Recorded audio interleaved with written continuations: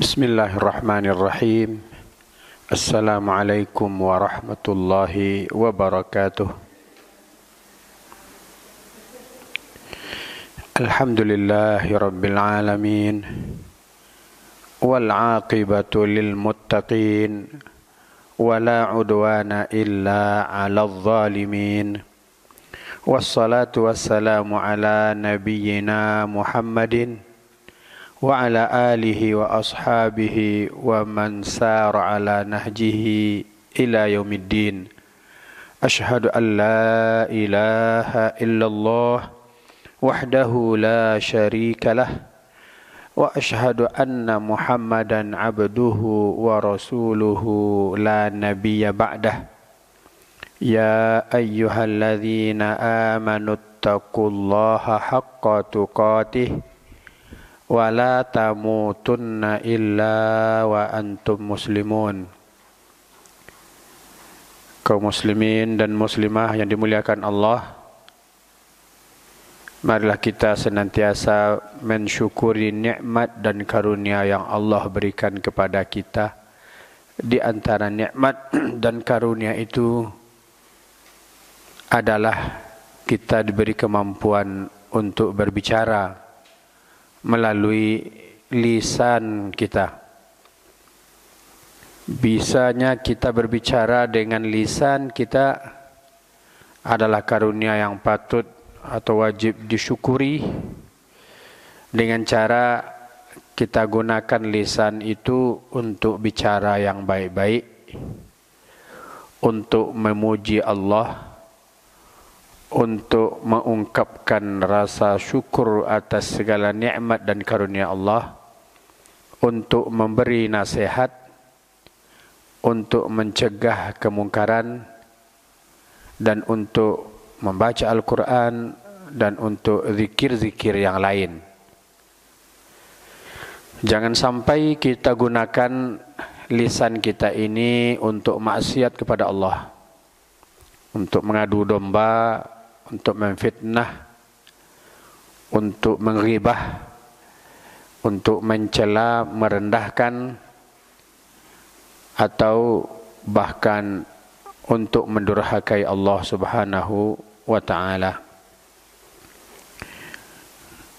Salah satu bukti takwanya seseorang kepada Allah adalah dia menjaga lisannya, menahan lisan agar tidak berkata yang buruk, agar tidak digunakan untuk maksiat kepada Allah Subhanahu wa ta'ala, agar tidak digunakan untuk hal-hal yang dilarang.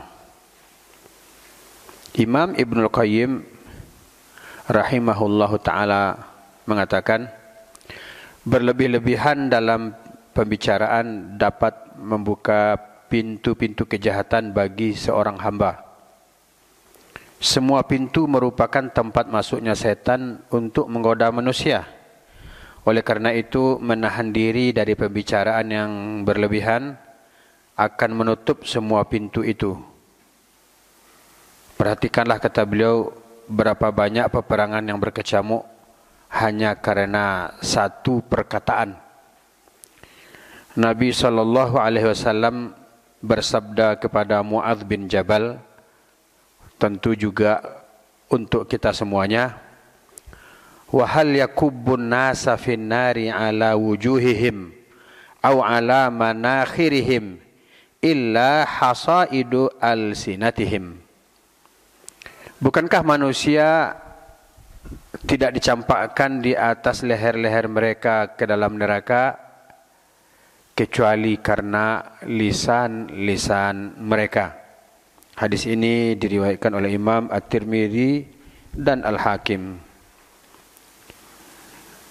Kebanyakan maksiat dan dosa timbul karena berlebih-lebihan dalam berbicara dan memandang.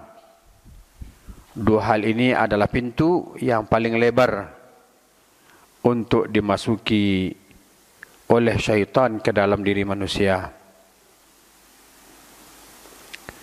Karena organ-organ keduanya tidak pernah merasa kenyang. Ya, lain halnya dengan perut. Perut ketika sudah kenyang dengan makanan atau ketika seseorang sangat dahaga kemudian dia sudah puas minum, maka perut itu untuk sementara waktu tidak bisa lagi diisi baik dengan makanan ataupun minuman. Beda halnya dengan lisan, bahkan mata. Dia tak akan pernah kenyang. Ya, dia tak akan pernah capek. Selalu saja banyak peluang-peluang atau celah-celah yang bisa dimasuki oleh syaitan melalui mata dan lisan, sehingga sangat besar bencananya. Imam Al-Ghazali rahimahullah berkata, lisan menyerupai tanah lapang. Ia tidak memiliki batas, ukurannya tidak ada akhirnya. Untuk kebaikan dia mempunyai porsi pula yang sangat luas, dan untuk kejahatan juga mempunyai porsi yang sangat luas. Cakupannya luas dan lebar sekali. Maka siapa yang bisa membebaskan lisannya berkicau dan membiarkannya tanpa kendali, maka setan akan menyertainya dalam setiap jalan yang menggiringnya menuju tepi jurang kebinasaan, bahkan akan berujung kepada kesengsaraan. Wahai kaum muslimin dan muslimah, lisan adalah senjata paling ampuh bagi syaitan untuk menjerumuskan dan melalaikan anak cucu Adam. Oleh sebab itu, atau dikarenakan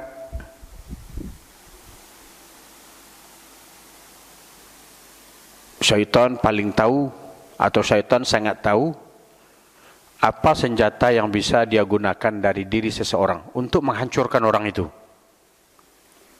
Syaitan tahu lisan dan mata seseorang bisa digunakan untuk mengantarkan orang itu kepada jurang kemaksiatan, kesesatan, bahkan ke dalam jurang kesengsaraan.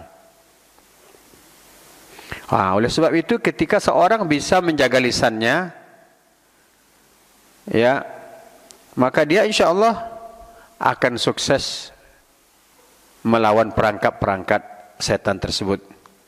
Oleh sebab itu perlu kita ketahui beberapa hal agar kita tidak dimanfaatkan oleh syaitan. Syaitan menjadikan lisan kita sendiri sebagai senjata yang membahayakan untuk diri kita. Ada beberapa hal yang bisa kita lakukan. Yang pertama, menjaga lisan dari pembicaraan yang tidak bermanfaat. Ya, artinya apa? Lisan itu hanya kita gunakan untuk yang bermanfaat. Nabi SAW bersabda, min husni islamil mar'i tarkuhu ma la ya'nihi. Di antara ciri baiknya keislaman seseorang itu ialah dia meninggalkan sesuatu yang tidak bermanfaat bagi dirinya. Nabi SAW juga bersabda, man samita naja. Barang siapa yang diam, maka dia telah selamat. Jadi begitu pentingnya dan besarnya manfaat seseorang bicara yang baik-baik. Sampai Nabi menjamin, siapa yang diam, tentu dalam hal ini yang dimaksud adalah diam dari membicarakan yang tidak berguna, maka dia akan selamat.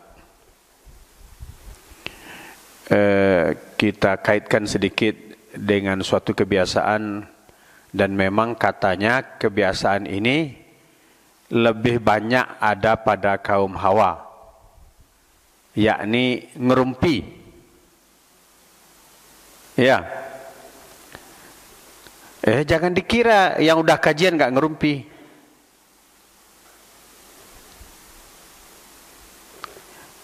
Kadang menganggap itu sebagai hal biasa.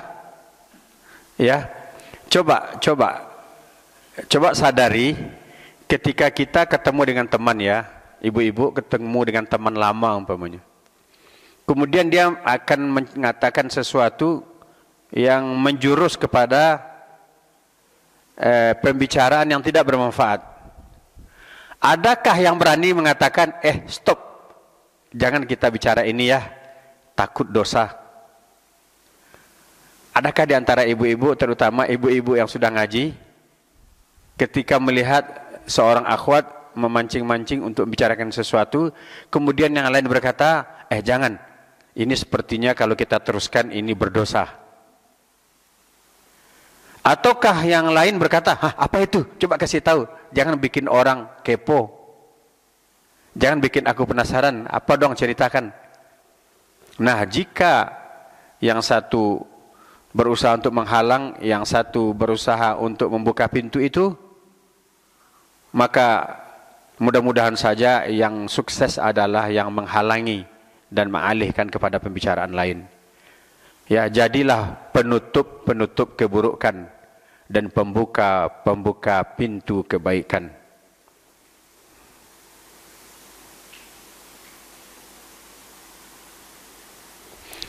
Mujahid berkata, saya mendengar Abdullah bin Abbas berkata, ada 5 perkara yang lebih saya sukai daripada harta melimpah yang diwakafkan. Yang pertama, jangan membicarakan sesuatu yang tidak bermanfaat bagimu, karena hal itu merupakan kemubadziran yang rentan terhadap dosa. Salah satu pembicaraan yang tidak bermanfaat, dan ini bahkan bisa menggiring kepada permusuhan. Ibu-ibu pernah dengar ada nama istilah body shaming? Ada seseorang yang suka mengomentari badan kawannya. Gemuk amat, kayak balon. Iya, maksudnya bercanda mungkin, tapi kan yang gemuk bisa-bisa nggak terima. Nanti dikasih jawaban, akhirnya jawaban itu menyakitkan. Ya iyalah, dikasih makan. Kira-kira kalau dapat jawaban seperti itu tersinggung nggak tuh? Jadi aku nggak dikasih makan sama bapak mamaku. Nah, jadi ada suatu kebiasaan, ya body shaming kalau tidak salah namanya. Suka mengomentari fisik badan kawannya. Ucapkanlah yang baik. Masya Allah, sehat ya, alhamdulillah. Nah, begitu. Begitu sebaliknya, ketika melihat ada kawan kita yang badannya kurus, kita komentari, kurus amat. Apa sebabnya nih? Kurang tidur kali atau malas makan? Tidak usah, cukup bilang Masya Allah, yang penting sehat walafiat, alhamdulillah ketemu lagi gitu. Itu jauh lebih bermanfaat ketimbang kita mengeluarkan sebuah komentar yang kadang dijawab bisa menyakitkan hati. Ya coba kalau orang gemuk kita tanya, gemuk amat, ya iyalah dikasih makan. Kalau nanti dibisikkan oleh syaitan, kan bapak mama aku yang kasih makan, bukan bapakmu katanya. Gimana coba? Ya, jadi Ibnu Mujahid mengatakan, aku mendengar Ibnu Abbas mengatakan, aku menyukai 5 perkara daripada harta melimpah yang diwakafkan. Padahal kalau harta melimpah yang diwakafkan itu sedekah jariyah, mengalir terus pahalanya. Tapi kata beliau, ada 5 hal lebih aku sukai dari itu. Yakni yang pertama, jangan membicarakan sesuatu yang tidak bermanfaat bagimu. Nggak ada gunanya untuk diri kita, nggak usah kita bicarakan. Karena mubazir, capek lidah kita ngomong. Kasihan suara pita, suara kita bergetar untuk membicarakan itu. Dan pada ujungnya nanti terjerumus ke dalam dosa. Sampai kepada nanti menghina ciptaan Allah.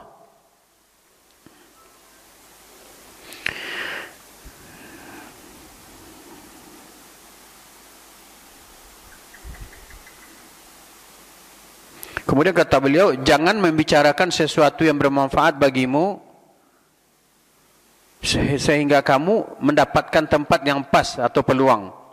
Sebab banyak orang membicarakan sesuatu yang bermanfaat baginya, namun ia tidak menempatkannya pada tempatnya, akhirnya ia menjadi sengsara. Ya, jadi jangan bicarakan sesuatu yang baik, tapi tidak pas untuk dia, gitu. Tidak pas untuk diri kita.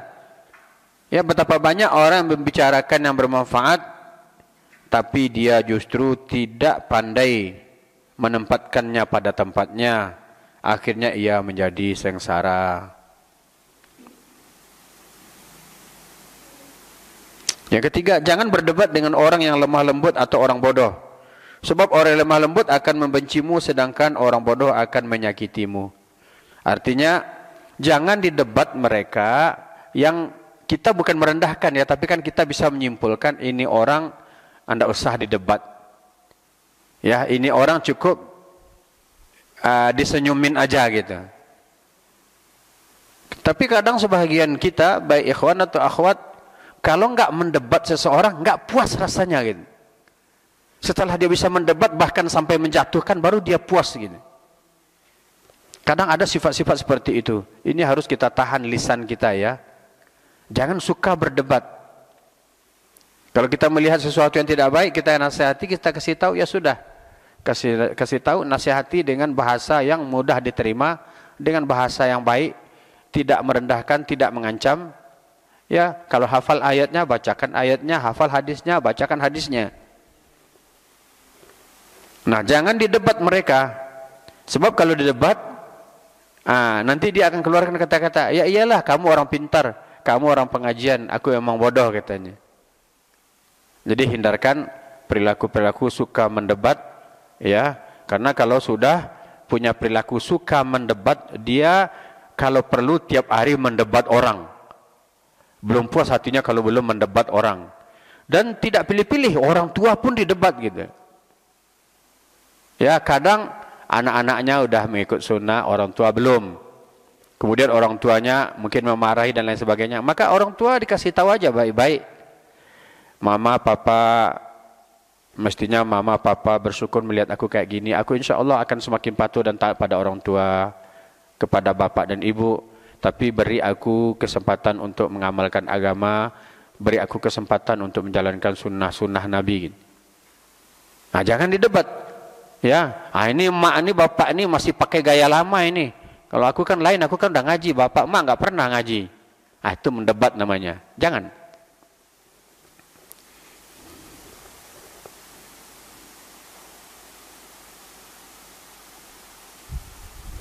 Kemudian kata beliau yang keempat, jika kamu membicarakan tentang saudaramu yang tidak berada di sampingmu, tidak berada bersamamu maksudnya, maka sebutlah mengenai hal-hal yang kamu suka dan yang kamu sukai jika dia menyebutnya tentangmu.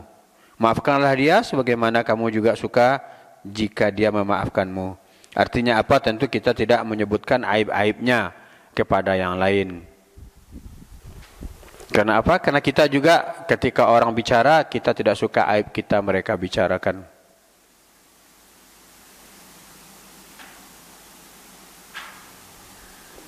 Kemudian yang kelima kata beliau, beramallah layaknya amalan seseorang yang tahu jika dia akan diberi balasan kebaikan dan akan diperlakukan secara terhormat. Artinya ketika beramal dia ikhlas, dia sungguh-sungguh, ya, karena semata dia mengharapkan balasan dari Allah Subhanahu wa taala.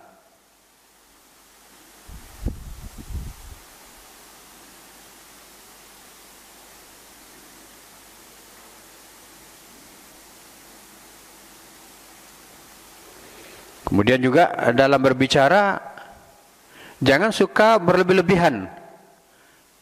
Bahasa Minangnya gadang otak ya. Gadang otak. Kalau bicara itu berlebih-lebihan. Kalau nggak berlebihan nggak enak rasanya. Ya bicaralah apa adanya. Ya.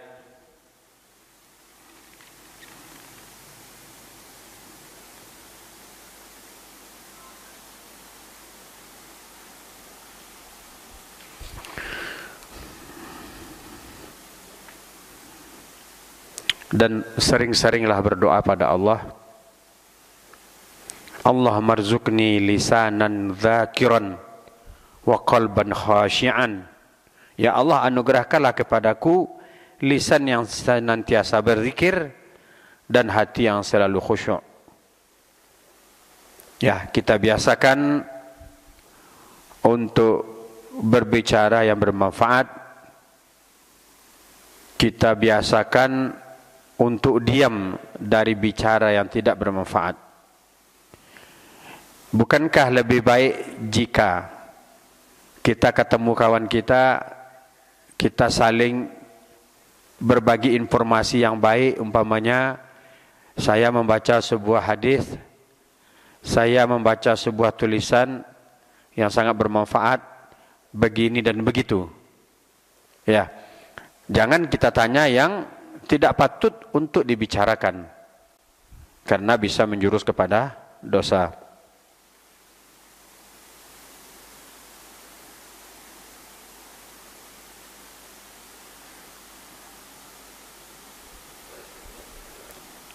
Tadi menjaga lisan dari, yang pertama menjaga lisan dari pembicaraan yang tidak bermanfaat. Yang kedua menjaga lisan dari pembicaraan yang berlebihan. Ya, kalau kita berbicara dengan seseorang, ya, berbicaralah dengan bahasa yang mudah difahami.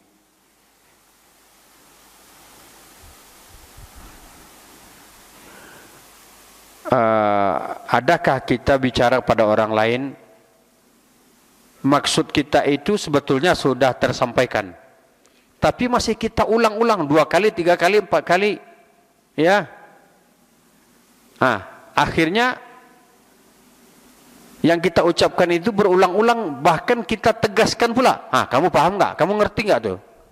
Coba apa yang aku omongkan tadi, coba kamu ulang ini. Nah, ini berlebihan. Cukup 1 kali. Kalau orang bertanya, coba ulang sekali lagi supaya aku lebih paham, itu silakan. Jangan sampai diulang berkali-kali. Pembicaraannya masih sama, tapi diulang berkali-kali.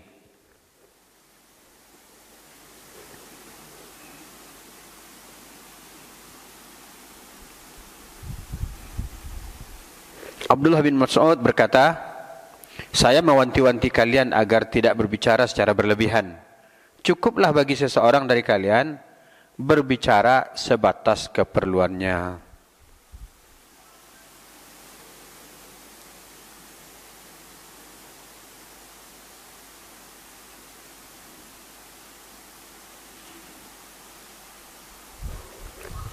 Ini bagi ibu-ibu ini penting ini. Mujahid berkata, ibu-ibu yang punya anak. Mujahid berkata, sesungguhnya setiap pembicaraan akan ditulis. Artinya ditulis oleh malaikat pencatat amal.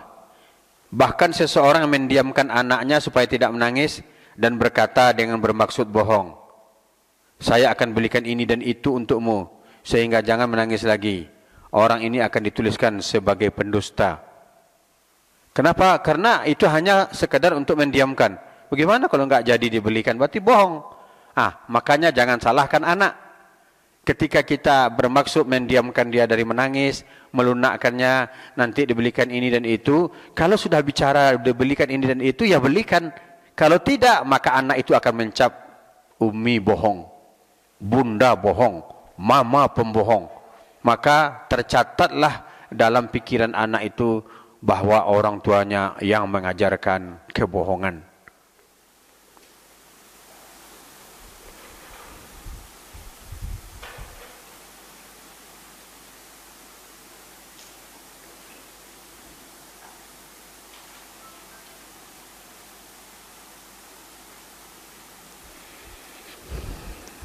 Menjaga lisan dari pembicaraan yang berlebihan. Selanjutnya, menjaga lisan dari perdebatan dan berbantah-bantahan.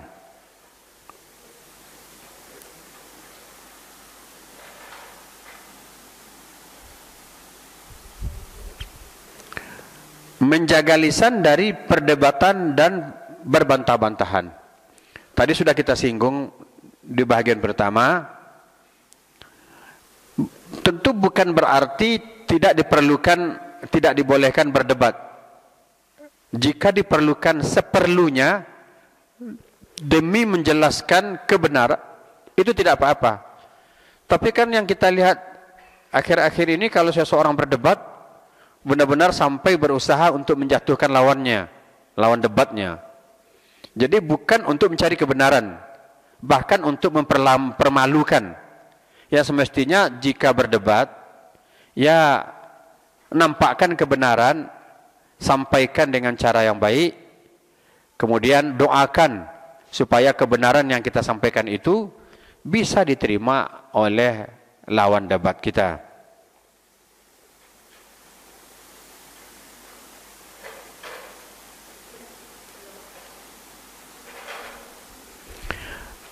Ini saran saya untuk kita alhamdulillah, di antara atau kebanyakan di antara kita sudah mengetahui sunnah-sunnah Nabi. Bisa jadi kawan-kawan kita belum mengetahuinya sehingga dia keliru dalam beberapa hal. Maka ketika kita melihat kawan kita, saudara kita keliru di dalam menjalankan agama, kita nasihati. Kita nasihati dengan cara yang baik, dengan tujuan yang baik, yakni supaya dia meluruskan cara ibadahnya, meluruskan, membetulkan keyakinannya, agar dia tidak keliru. Karena kita sudah tahu keyakinan seperti itu, amalan seperti itu tidak disyariatkan. Maka kita kasih tahu dengan baik. Nah, jangan kita debat. Ya, kalau kita debat, mungkin kita katakan, kamu mengamalkan itu, apa dalilnya tuh? Mana tahu dia dalil? Dia kan melihat orang lain pula. Mungkin dekat rumahnya banyak orang mengamalkan seperti itu, akhirnya dia ikut-ikutan. Kita tanya dalil, mana dia tahu? Nanti gini katanya, udahlah nanti kutanya lagi sama guruku. Akhirnya diadunya kita dengan gurunya. Kalau kita melihat dan kita merasa bisa untuk menasihatinya, maka nasihati dengan baik. Ya, kalau kita hafal dalilnya, bacakan berdasarkan hadis Nabi, maka amalan kita yang betul adalah seperti ini. Dan jika nampak gelagat dia akan mendebat, ya sudah, kita akhiri saja. Karena apa? Karena bisa jadi nanti berujung kepada saling menjatuhkan. Ya. Jadi dalam berdebat pun niatnya harus lurus, yakni untuk mencari kebenaran, untuk menegakkan kebenaran, bukan untuk menjatuhkan, bukan untuk menghinakan lawan bicara.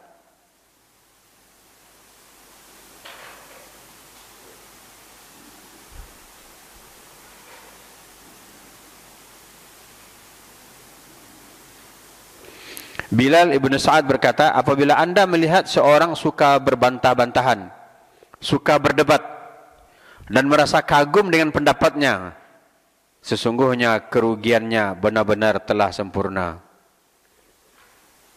Imam Malik berkata, perdebatan akan mengeraskan hati, serta menorehkan kedengkian dan kebencian.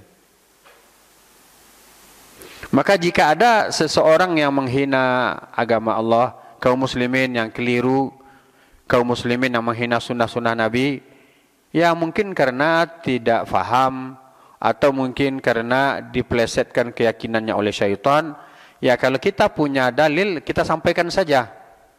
Lebih baik tidak diajak untuk berdebat. Karena apa? Karena kata dia, anda punya dalil, saya punya dalil. Tapi setelah kita perhatikan, dia seenaknya menggunakan dalil, bahkan mempeleset-pelesetkan dalil. Kalau seperti ini, ya sudah, kalau kita ingin kasih tahu saja. Aku mengetahui hadis Nabi, mengetahui ayat begini, semoga anda diberi hidayah oleh Allah. Cukup. Jangan sampai mendebatnya, karena itu akan mengeraskan hati.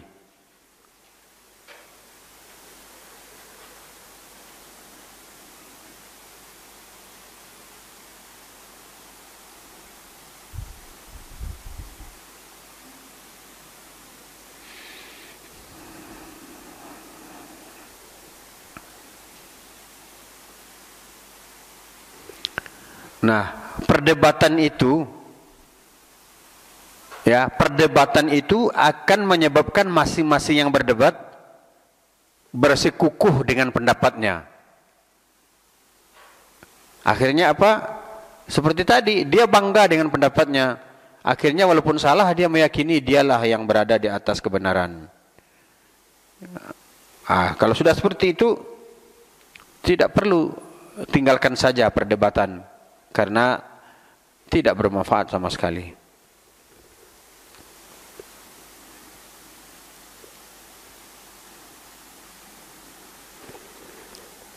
Selanjutnya, menjaga lisan dari permusuhan.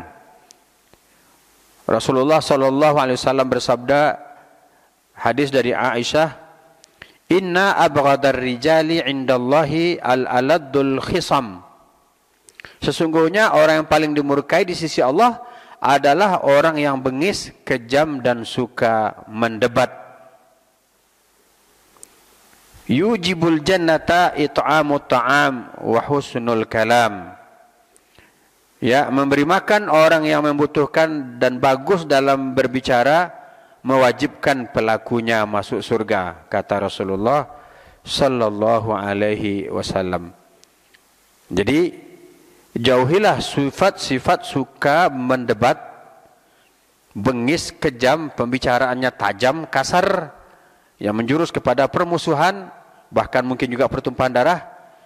Nah, lebih baik berkata yang baik, berbuat yang baik-baik, sehingga seseorang itu wajib masuk surga disebabkan akhlaknya, disebabkan lisan dan perbuatannya yang baik-baik. Bahkan kata Nabi sallallahu alaihi wasallam, al-kalimatut thayyibatu shadaqah. Kalimat-kalimat thayyibah, yakni ucapan yang memuji Allah, adalah sedekah. Ini coba kita terapkan mulai sekarang dan selanjutnya. Lebih banyak atau kita mengawali ucapan-ucapan kita dengan zikir. Kalau kita ingin ngasih tahu sama kawan kita, Masya Allah, Alhamdulillah, kawan kita yang dulu sama satu kelas dengan kita, dia sudah sukses. Gitu. Ketika kita ketemu dengan kawan kita, sudah lama tidak ketemu, setelah kita ucapkan salam, Masya Allah, sehat walafiat, Masya Allah, masih seperti yang dulu. Gitu. Itu baik, itu lebih baik. Itu adalah sedekah. Ketimbang kita bicara kayak yang saya sampaikan tadi, body shaming. Sebulan gak ketemu, udah kayak kerbau aja, gendut amat. Ya, kadang-kadang mentang-mentang kawan akrab, pembicaraannya nggak ada batas. Ya, aku tahu siapa dia, dia tahu siapa aku, dia nggak bakalan tersinggung. Iya tidak, tapi pembicaraannya adalah mubazir, sia-sia. Bahkan bisa menjurus kepada ketersinggungan.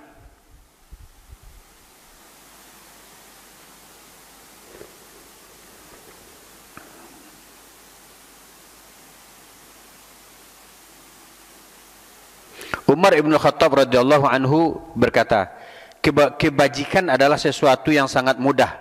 Artinya berbuat kebaikan itu sebetulnya mudah. Di antaranya raut wajah yang berseri-seri serta tutur kata yang sopan dan baik. Nah, itu adalah kebaikan. Raut wajah yang berseri-seri, tutur kata yang baik dan sopan. Ya. Kadang sebagian kita kalau ketemu kawannya lebar lehernya. Menggerutu dia.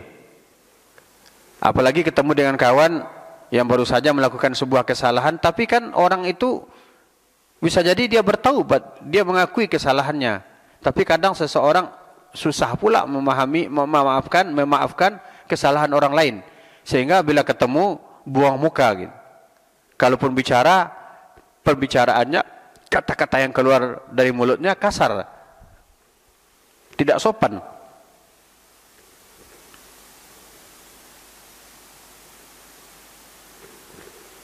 Ya, kebajikan adalah sesuatu yang sangat mudah. Kebaikan itu mudah, kata Umar ibn Khattab radhiyallahu an. Ya, banyak peluang-peluang kebaikan. Di antaranya kata beliau, wajah yang berseri-seri. Maksudnya wajah berseri ketika berhadapan dengan kawan, dengan manusia. Ya, sebetulnya kita kasihan kepada saudara-saudara kita yang masih dalam pelanggaran syariat. Ya, coba kita bayangkan jika dia tetap dalam keadaan seperti itu, jika dia tidak bertaubat, entah seperti apa nanti nasibnya di sisi Allah. Nah, syaitan akan mengiringi kita, syaitan akan membisiki kita. Untuk apa menyapa orang itu, diamin ajalah. Tapi coba bayangkan, orang yang tadinya salah, orang yang tadinya belum tutup aurat dengan baik, kemudian datang ibu-ibu yang sudah kajian, Assalamualaikum Mbak, Assalamualaikum Bu, Assalamualaikum Mak, apa kabar nih Mak? Dengan tutur kata, dengan raut wajah berseri-seri, terasa keakraban. Apa kira-kira dalam hati orang itu? Masya Allah, walaupun dia tutup aurat, dia tetap akrab, dia tetap sopan bicaranya. Lama-kelamaan dia tertarik. Ya, lama-kelamaan dia akan tertarik. Jadi jangan kita bersikap mengambil batas. Sehingga melihat seseorang, dia itu dalam kesalahan, dia itu tidak menjalankan sunnah, dia itu tidak beragama dengan baik. Jadi jangan dekat-dekat dengan dia. Kalaupun jalan, kalau mengucapkan salam pun asal-asalan. Assalamualaikum katanya. Dia mengucapkan salam mungkin sopan. Kita Waalaikumsalam. Menjawabnya dengan bahasa yang tidak sopan. Nah, usahakan kita bertutur kata yang baik. Ya, sebagaimana yang dikisahkan oleh salah seorang ustadz kita, Syekh Ibnu Utsaimin, ketika mau sholat berjamaah ke masjid dengan seorang muridnya, ketemu dengan seorang laki-laki yang sedang menyalakan korek api untuk menghisap rokok. Berkali-kali dia menyalakan koreknya, enggak nyala. Ya, kayak mencis apa namanya tuh. Kemudian dia minta tolong sama Syekh. Sama Syekh ditolong, nyala. Sekali gesek, nyala. Muridnya tadi penasaran, lah, bukankah merokok ini dosa? Kok Syekh membantu orang dalam berbuat dosa? Kemudian kata Syekh, aku menginginkan keajaiban di balik itu. Kemudian Syekh pergi sholat dengan muridnya. Orang tadi penasaran, baik amat tuh orang. Aku dari tadi nyalakan korek api enggak nyala-nyala, tapi sama dia sekali gosok nyala. Ditungguinlah Syekh pulang sholat. Lebih dulu keluar muridnya. Kemudian ditanya sama muridnya, itu orang baik tadi yang nyalain korek api saya itu siapa tuh? Itu Syekh Muhammad bin Shalih Al-Utsaimin. Celaka diriku katanya. Aku tidak sopan. Aku nyuruh nyalakan korek api sama seorang alim besar. Kemudian saat itu dia sadar, dia bersumpah tidak akan pernah merokok lagi. Akhirnya dia menjadi orang baik. Hanya dengan sikap seperti itu. Ataukah kita menjadi orang yang menyebabkan orang lain lari dari kebenaran karena melihat sikap kita? Kita tegang aja leher kita ngelihat orang. Kita suka buang muka dari orang lain. Ya, sehingga tampilan wajah kita itu keras dan kasar. Tidak nampak raut wajah yang berseri-seri. Ini apalagi ketika kita hidup bertetangga. Ya, ada batasannya, ada batasannya. Cuman jangan sampai, kadang-kadang sesama ibu-ibu juga, bahasanya ya tanya satu jawab satu gitu. Adalah sedikit keakraban. Lama-kelamaan kalau sudah akrab kan nanti bisa nyampaikan satu dua kebenaran gitu. Begitu juga para suami dengan tetangga sebelah, saling sapa, ya saling bertanya secukupnya. Pada suatu saat nanti mungkin dia penasaran, dia bingung terhadap sesuatu, dia mulai bertanya. Maaf Bapak, maaf Saudara, kayaknya saudara mungkin lebih paham dari saya mau bertanya sesuatu yang saya ragu. Ketika kita beri jawaban, apalagi diberi jawaban yang tepat berdasarkan Al-Quran dan Sunnah Nabi, jawaban itu benar-benar menancap ke dalam lubuk hatinya. Bisa jadi itu sebagai sebab hidayah. Dia hijrah, dia bertaubat, dia istiqamah di jalan yang benar. Tetapi sebaliknya, bila kita tidak memperlihatkan sopan santun, kita melihatkan suatu kekakuan, bisa jadi mereka akan lari menjauh dari kita, bahkan akan menjauh dari kebenaran yang kita sampaikan.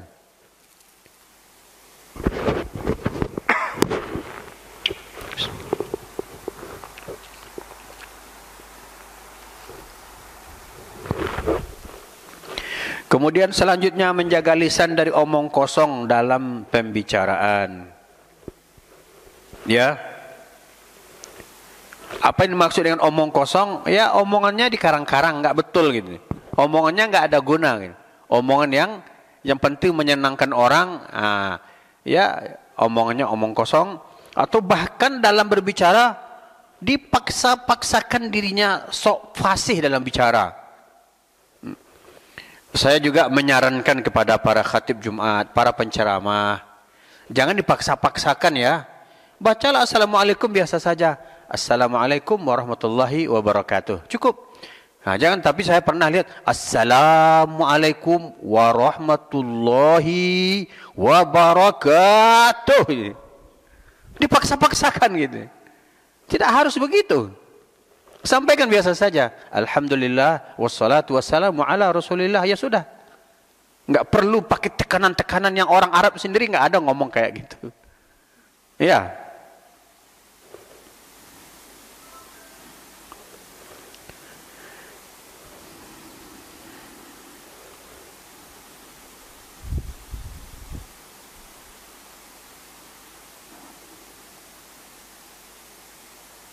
Umar Ibn Khattab mengatakan, sesungguhnya obrolan dan omong kosong adalah bahagian dari omong kosong setan gitu.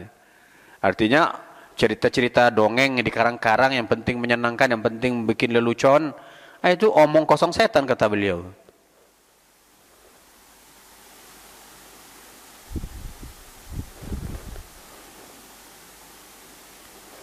Nah, kemudian juga jangan berbicara bersajak-sajak, ya. Maksudnya itu termasuk membuang-buang waktu, sedangkan waktu sangat berharga. Ya, dalam Islam itu ya kita bicara apa adanya. Ya, kadang-kadang karena bicara seseorang itu mendayu-dayu, bisa orang lain tergoda, ya, merasa terenyuh, akhirnya benar-benar tergoda, ujung-ujungnya bisa tertipu. Nah, hati-hati. Sebahagian pembicaraan itu menjurus kepada sihir. Karena pandainya seseorang bicara, walaupun dia bukan tukang sihir, ya, akhirnya dia karena pandai bicara, tersihirlah orang lain. Itu yang disebut dengan sihrul bayan. Sihrul bayan, seseorang tersihir, artinya nurut saja, ya, akibat seseorang di hadapannya berbicara dengan pembicaraan yang sangat indah sehingga dia menjadi tersihir, menjadi tergoda. Ada seseorang mengeluh kepada saya, ada seseorang Ustadz, dia bisa minjam duit ke orang ratusan juta katanya. Hah, dalam situasi kayak gini bisa minjam duit ke orang ratusan juta? Puluhan juta sampai ratusan juta. Pandai banget dia bicara Ustadz. Tergoda orang sehingga menumpuk hutangnya Ustaz, tidak tahu duit itu dikemanain Ustaz. Kita keluarganya yang bingung nih, gimana cara bayar utang. Dia pintar banget kalau dia bicara, luluh hati orang. Apa yang ada dia jual agar bisa memberikan pinjaman kepada lawan bicaranya gitu. Hati-hati. Maka kita ketika menjumpai yang seperti ini, kita lawan dengan zikir. Bentengi diri dengan zikir, ya, karena bisa jadi dia sedang memainkan kata-kata sehingga dengan kata-kata itu kita menjadi tersihir.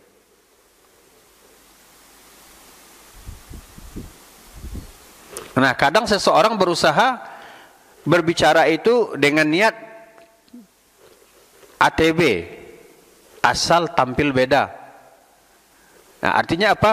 Mungkin dalam seminar-seminar, ya, dia mungkin pembicara ketiga dan keempat, padahal sebetulnya dia nggak kayak gitu. Orangnya nggak begitu bicaranya, tapi karena ada niat, aku harus lebih dalam penyampaian dibanding yang dua tadi. Aku nggak mau kalah gitu.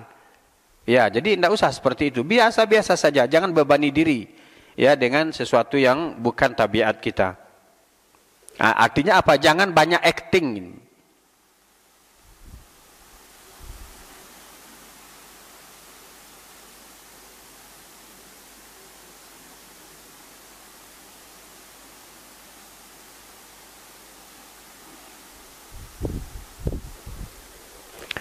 Kata Imam Al-Ghazali, akan tetapi menggunakan kata-kata yang baik, kata-kata yang menyejukkan hati, dengan maksud yang baik, apalagi untuk menyelesaikan sebuah permasalahan yang sedang dihadapi, itu tentu tidak mengapa.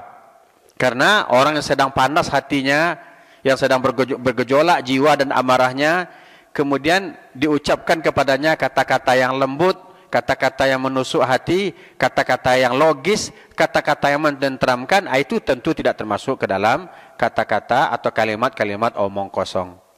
Ya, umpamanya begini, saya rasa tidak begitu, saya yakin maksudnya bukan begitu, tapi mungkin karena dia tidak bisa mengendalikan diri, karena dia sedang amarah, sehingga keluarlah kata-kata yang dia ucapkan, saya yakin itu di luar keinginannya, maka tolonglah dimaafkan saja, janganlah diambil hati.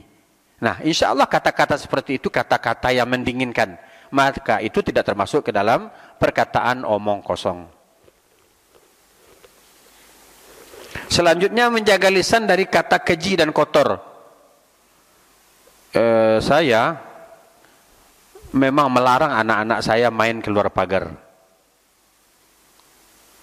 Jujur saja, kami larang anak kami main keluar pagar. Bahkan ketika dalam rumah pun, dalam lingkungan rumah, terdengar anak-anak lain bicara kotor, kami langsung meluruskannya di hadapan anak-anak. Ya, sebagian orang tua bicara kotor di rumah, maka itu yang ditiru anaknya. Kecil-kecil anaknya, masih kecil udah bisa ngomong carut marut. Ayo, dari siapa dia dengar kalau bukan dari orang tuanya di rumah, dari orang-orang terdekatnya. Maka jangan biasakan diri bicara yang kotor-kotor. Sering bicara yang kotor, nanti bisa jadi di tengah orang ramai pembicaraannya juga kotor. Karena apa? Karena merubah suatu kebiasaan itu susah. Maka bicaralah yang baik-baik, gunakanlah perkataan yang baik-baik. Apalagi bagi seorang pendidik, bagaimanapun nakalnya murid, jangan keluar kata-kata kotor. Ya, jangan bilang, pekak kali kau ini. Masa murid bilang begitu? Itu berbekas dalam hatinya, ini guruku kasar kali ini. Dia nggak tahu kalau aku memang masih belajar gitu. Nah, si ibu sama anaknya, kamu sama saja perangaimu dengan bapakmu, keras kepala. Hah? Atau si bapak ngomong sama anak perempuannya, kamu persis kayak ibumu perangaimu. Itu nggak boleh. Ya. Nah, nanti anak-anak itu akan ikut-ikutan ngomong kasar. Mungkin dia balik berkata gini, oh jadi bapak kalau kasar dulu itu mak bapak kasar dulu ya. Usahakan, apalagi di depan anak-anak kita, jangan bicara yang kotor-kotor, jangan bicara yang kasar-kasar dan keji. Rasulullah sallallahu alaihi wasallam bersabda berdasarkan hadis yang diriwayatkan dari Abdullah bin Mas'ud, yakni Abdullah bin Mas'ud meriwayatkan hadis dari Nabi sallallahu alaihi wasallam, "Laisal mu'minu bit-ta'ani walal la'ani walal fahishi walal badhi'i." Seorang mukmin bukanlah orang yang suka menuduh, suka mengutuk, berkata keji dan kotor. Kemudian Rasulullah juga bersabda, "Innallaha la yuhibbul fahisha al-mutafahish." Sesungguhnya Allah tidak menyukai orang yang berkata-kata keji dan kotor. Jamaah yang dimuliakan Allah. Mungkin ada di antara kita yang berkata, anak kita kan masih bayi. Dia tidak akan paham apa yang kita katakan. Paham mungkin belum, tapi terekam iya. Nah, ini harus hati-hati. Direkam oleh anak. Hati-hati bicara kotor, bicara keji, bicara yang tidak pantas di hadapan anak, walaupun anak kita masih bayi. Suatu saat nanti dia akan mengeluarkan file itu dan dia akan katakan apa yang pernah dia dengar.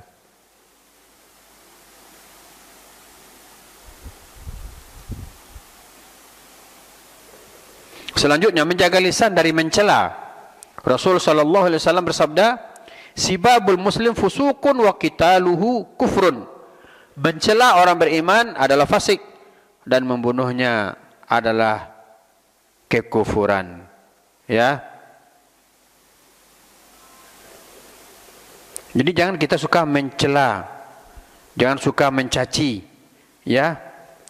Dan jangan kita membunuh saudara-saudara kita. Jaga lisan dari mencela. Kalau seseorang nampak kurang, nampak jelek atau apa, ya sudah cukup. Masya Allah, mungkin begitu adanya, apa boleh buat. Kalau kita mampu merubahnya, membantu-bantu daripada kita cela. Nah, kadang ada orang yang mencela kedua orang tuanya. Ya bisa jadi ada seorang anak ganteng atau dia cantik, tapi orang tuanya, Masya Allah, kurang itu. Ya, atau mungkin si anak itu juga kurang, sehingga dia mencela orang tuanya. Aku kayak gini gara-gara orang tuaku jelek dua-duanya. Jangan salahkan, jangan cela orang tua. Ya, nah, aku kayak gini karena terlahir dari keluarga yang miskin. Jangan. Terlahirnya kita ke dunia disebabkan menikahnya orang tua kita adalah karunia besar dari Allah Subhanahu wa taala.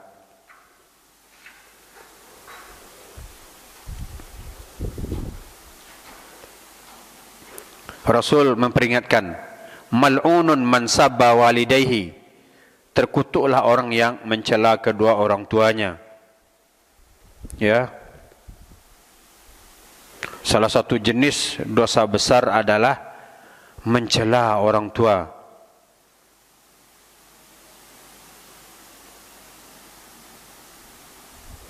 Nah, makanya kita dilarang mencela orang tua orang lain. Ketika kita mencela bapak kawan kita, sakit hatinya dia balas dengan apa? Mencela bapak kita. Bahkan mungkin yang tadi kita cela hanya bapaknya, dia balas dengan mencela ibu bapak kita. Maka jangan biasakan diri mencela kedua orang tua atau mencela orang tua orang lain.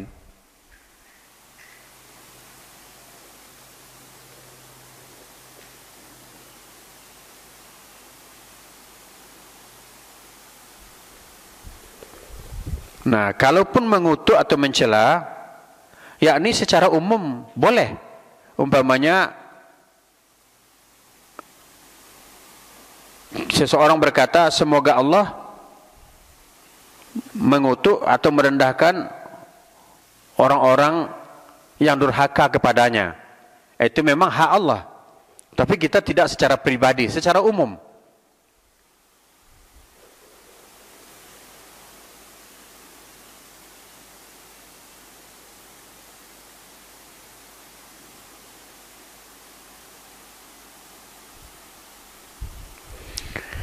Dan juga boleh secara pribadi yang sudah jelas-jelas dikutuk oleh Allah. Seperti siapa?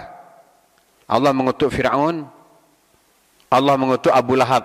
Bahkan berpahala kita membaca ayat A'udzubillahi minasyaitonirrajim, Bismillahirrahmanirrahim, Tabbat yada Abi Lahabin wa tabb. Nah, itu boleh.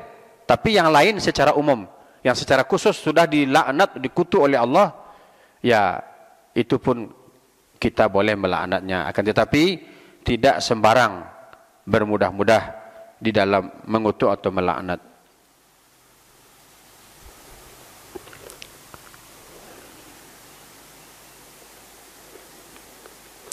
Selanjutnya, menjaga lisan dari menuduh sembarangan kaum muslimin, yakni dengan bermudah-mudah menuduh kaum muslimin sebagai orang yang kafir. Ini fenomena hari ini. Ya, bermudah-mudah mengkafirkan kaum muslimin. Ini tidak boleh. Hati-hati dengan kajian-kajian takfiri yang dengan mudahnya mengkafirkan sesama kaum muslimin. Hati-hati. Idza qala ar-rajulu li akhihi ya kafir faqad ba'a biha ahaduhuma fa in kana kama qala wa illa raja'at alaihi. Kata Nabi sallallahu alaihi wasallam, jika seseorang laki-laki berkata kepada saudaranya, "Hai kafir," dia mengkafirkan kawannya, berarti kekafiran itu akan kembali kepada salah satu di antara keduanya. Dengan kalimat ini, jika memang yang dikatakan itu benar-benar dia benar-benar, dan jika tidak, kalimat itu akan kembali kepada orang yang mengatakannya. Maka hati-hati dengan paham-paham takfiri yang sangat bermudah-mudah mengkafirkan saudara sesama muslim. Terakhir yang bisa kita bahas, menjaga lisan dari berlebih-lebihan dalam bercanda. Ya, jangan dikatakan ulama tidak bercanda, tapi bercanda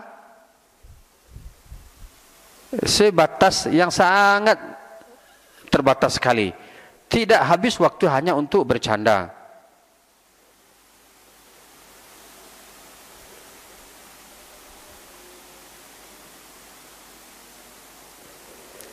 Sekali-sekali tentu tidak mengapa bercanda, tapi tidak berlebihan. Bercandanya tidak boleh yang bohong, ya. Umpama begini, ada seorang digigit oleh kucing, tapi bukan dia berteriak, tapi dia justru ketawa ketiwi. Kenapa rupanya? Karena kucingnya ompong. Artinya yang digigit kucing tidak menangis karena kucing yang menggigitnya ompong. Itu memang kejadiannya begitu, ya tidak mengapa. Demikian yang dapat kita bahas pada kesempatan ini. Marilah kita menjaga lisan kita. Ada beberapa hal sudah kita sampaikan dalam menjaga lisan. Karena lisan itu, lidah itu tidak bertulang, dia bisa menyayat-nyayat hati seseorang, bahkan bisa menyayat hati dan tubuh orang lain, bahkan bisa menyebabkan peperangan besar, sehingganya terjadi musibah dan pertumpahan darah. Mari kita jaga lisan kita, ya. Bahkan sesering mungkin kita berdoa kepada Allah Subhanahu wa taala supaya Allah membantu kita, ya, agar kita dapat menjaga lisan kita. Allahumma rzuqni lisanan dzakiran wa qalban khashi'an. Ya Allah, anugerahkanlah kepada saya lisan yang senantiasa berzikir kepadamu dan hati yang selalu khusyuk. Demikian, subhanakallahumma wa bihamdika asyhadu an la ilaha illa anta astaghfiruka wa atubu ilaik. Walhamdulillahirabbil alamin. Wassalamualaikum warahmatullahi wabarakatuh.